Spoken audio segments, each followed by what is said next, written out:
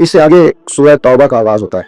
सूरह तौबा कुरान मजीद की वो सूरह मुबारक है जिसके आगाज़ में बिस्मिल्लाह शरीफ नहीं है। उसकी कई वजूहात मुफस्सिरीन किराम ने बयान फरमाई है। एक वजह तो ये बयान की गई है कि इसमें तसलसल है सूरह अनफाल के मज़ामीन का, वही मज़ामीन चूँकि चले आ रहे थे इसलिए इसके अंदर उसको बयान नहीं किया गया। और एक बात यह है कि इसके शुरू में अल्लाह ताला ने काफिर और मुशरिक से अपनी बरात का ऐलान फरमाया, क्योंकि बात जलाल की हो रही थी इसलिए बिस्मिल्लाह शरीफ को शामिल नहीं किया गया। इस सूरत की पहली आयत में मुशरिकीन अरब से बरात का ऐलान करते हुए इन्हें मुसलमानों से फैसला कुन जंग करने या इस्लाम कबूल करने के लिए 4 महीनों का टाइम दिया गया।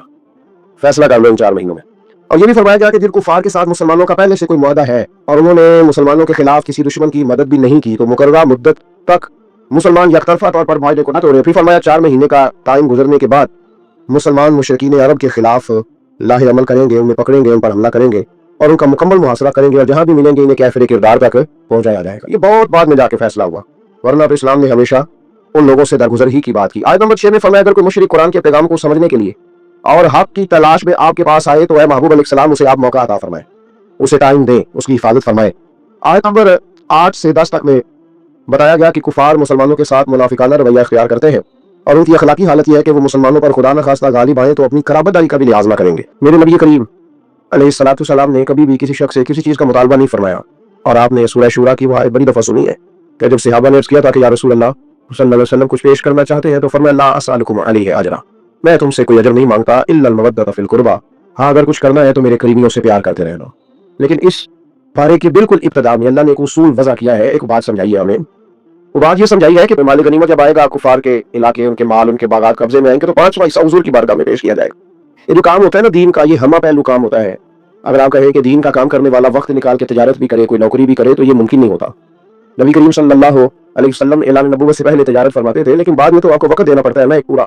तो फिर सहाबा क्या करते थे कि माल गनीमत का 5वां हिस्सा अल्लाह के हुक्म के मुताबिक हुजूर की बारगाह में बतौर नजराना पेश करते सल्लल्लाहु तआला अलैहि वसल्लम। आज भी कुछ लोगों को ये दुश्वारी बहुत ज्यादा होती है, बहुत ज्यादा, कि दीनदार लोग जो है उनकी तनख्वाहें क्यों है, तरावी पढ़ाने वाले हाफिज की खिदमत क्यों की जा रही है।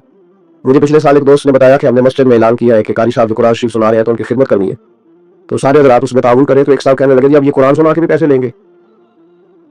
तो आप ये अंदाजा फरमाएं कि कौम का मिजाज किस तरह का, यानी कुरान सुनाने वाला फिर हजरत जिब्रील ही हो सकते हैं जो ना रोटी खाएंगे और ना कपड़े पहनेंगे, ना उनके बच्चे होंगे, यही हो सकता है, फिर इसके अलावा तो कुछ मुमकिन है।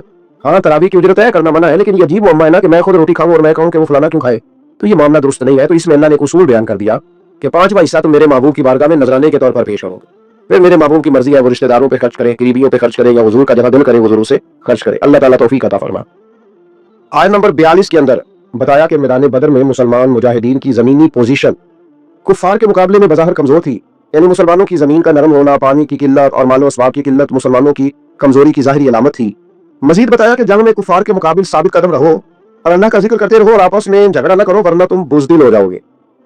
मुसलमान कौम उस वक्त बुज़दिल होती है जब आपस में झगड़ा करती है, और तुम्हारी हवा उखड़ जाएगी और काफिरों की तरह अपनी ताकत पर इतराओ भी ना और दिखावा भी ना करो। मजीद बताया कि शैतान काफिरों को फतह की बिशारत देता रहा और अपनी हिमायत का यकीन दिलाता रहा, लेकिन हक व बातिल के मुकाबले का वक्त आया तो वो फिर उल्टे पांव भाग गए। बहुत सारे लोग होते हैं जो कहते हैं आप चले मैं आपके पीछे हूँ, तो जब पीछे देखो तो फिर मौजूद वो कहते हैं तू लड़ाई कर, तू फितना कर, मैं तेरे पीछे हूँ माज़अल्लाह, लेकिन फिर वो पीछे। यही हाल बदर में काफिरों के साथ शैतान ने किया। आज में मुनाफिकीन के इस हासिदाना कौल का जिक्र है कि जब मुसलमानों की हिम्मत और जुर्रत को देखा तो कहने लगे इन मुसलमानों को इनके दीन ने मगरूर कर दिया है। आप चुप करके पीछे बैठ जाए तो लोग बुज़दिल कहते हैं, और अगर आप तगड़े होकर मैदान में आ जाए तो कहते हैं इनमें गुरूर आ गया है। तो लोगों का मिजाज ये है कि वो हर बात को गलत रंग देते हैं। अल्लाह ताला हक बात कहने की, समझने की और बयान करने की तौफीक अता फरमा। आयत नंबर 53 में अल्लाह ने कानून कुदरत बयान किया। आयत नंबर 53, नौजवान जरा ज्यादा गौर करें, ये सूरह अनफाल की आयत नंबर 53 है, 53। आयत नंबर 53 में इरशाद फरमाया कि अल्लाह कभी भी उस कौम की हालत नहीं बदलता जो अपनी हालत खुद बदलने पर तवज्जो नहीं देती। उठबान कमर क्यों डरता है, फिर देखो खुदा क्या करता है। आप भी तो हिम्मत करें ना। वो किसी ने कहा था ना खुदा ने आज तक उस कौम की हालत नहीं बदली, ना हो जिसको ख्याल खुदा आप अपनी हालत के बदलने का। अल्लाह ने यह कानून दिया। तो नौजवान याद रखें कि गरीबियों का रोना रोने से काम नहीं बनता। जो लोग बैठ के रोते रहते हैं कि अब मैं क्या करूं, किधर जाऊं, तो उनका कुछ भी नहीं, आगे बढ़े, हिम्मत करें। जब इंसान हिम्मत करता है तो फिर अल्लाह उसकी मदद भी फरमाता है। आयत नंबर 56 में बताया कि आले फिरौन में पिछली उम्मतें आयात इलाही झुटलाने के जुर्म में हलाक की गई। आयत नंबर 56 से 58 में यहूदी कबाइल की अहद शिकनी यानी वादा तोड़ने और दोबारा उनकी तरफ से खयानत की सूरत में सुलह के मुआहदे को खत्म करने का जिक्र है। बार बार वो वादे तोड़ते तो फिर एक वक्त ऐसा भी आया कि हुजूर ने भी उनके साथ सारे मुआहदे खत्म कर दिया। आयत नंबर 7 में फरमाया कि दुश्मन के मुकाबले में पूरी ताकत, कुव्वत और असबाब के साथ तैयार रहो, हमेशा तैयार रहो, हाई अलर्ट रहो हमेशा दुश्मन के मुकाबले। हम भी हाई अलर्ट होते हैं जब थोड़े से हालात खराब होते हैं, उसके बाद फिर बात भूल। फरमाया हमेशा काफिर के मुकाबले में तैयारी करके रखो। इसके जरिए तुम अल्लाह के दुश्मनों और अपने दुश्मनों को डरा सकोगे। आगे चल के ये बताया कि अगर दुश्मन सुलह पे आमादा हो तो तुम भी सुलह के लिए आमादा हो जाओ। सुभान अल्लाह। यानी इस्लाम से फितरे की फसाद का, किसी किस्म के फितने और फसाद का दर्श नहीं देता। अगर वो मुकाबले में आएंगे तो कुव्वत इकट्ठी करके मुकाबला करेंगे, अगर वो सुलह करेंगे तो मुसलमान भी सुलह ही करेंगे। और अल्लाह पर तवक्कल करो, अगर इनकी नीयत धोखा देने की हो तो फिर तुम्हारे लिए अल्लाह ही काफी है। यानी अगर वो सुलह के इरादे से ना आए बल्कि धोखे के इरादे से आए तो फिर भी तुम्हारी जो नीयत ठीक है तो अल्लाह तुम्हारी मदद फरमाएगा।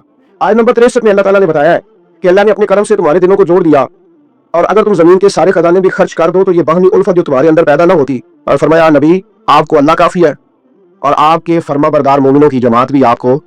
ये कुरान मजीद की आयत नंबर 64 है, इसको जरा पढ़िएगा। ये लोग जो जिन्होंने लिखा होता है कि सिर्फ अल्लाह ही काफी है, लिखा होता है ना मेरे लिए, यानी टेवटे में बैठ के सफर कर रहे हैं, हाइया में बैठे हुए लिखा कि अल्लाह ही, भाई अल्लाह ही काफी है। लेकिन इसका मतलब ये नहीं कि बाकी किसी और की, जिनको अल्लाह ने पैदा फरमाया, जिन्हें अल्लाह ने कुव्वतें दी। ये आयत देखिए, इरशाद फरमाया या अय्युहन नबिय्यु हस्बुकल्लाह, ऐ नबी आपके लिए अल्लाह काफी है। और साथ फौरन ही आगे बयान फरमाया फौरन वमन इत्तबअक मिनल मुमिनीन, और जो आपकी इत्तिबा करने वाले मोमिन है वो भी आपके लिए काफी। नंबर 72 में बताया कि जानो माल से अल्लाह की राह में जिहाद करने वाले मोमिनीन, मुहाजिरीन और अंसार सहाबा किराम एक दूसरे के दोस्त है। जिहाद करने वाले जानों और मालों से ये एक दूसरे के दोस्त हैं, और यही सच्चे और पक्के मोमिन है और इनके लिए मगफिरत है और इज्जत वाली रोजी है। इसी तरह कुफार भी एक दूसरे के दोस्त हैं। हिजरत से पहले और बाद के मुसलमान होने वालों के हकूक और दर्जात में फर्क का बावजूद, इन्होंने पहले कलमा पढ़ा उनका दर्जा ऊंचा है, और जिन्होंने बाद में पढ़ा उनका दर्जा ऊंचा है, लेकिन इसके बावजूद अल्लाह तबारक व तआला ने सबके साथ खैर का वादा फरमाया।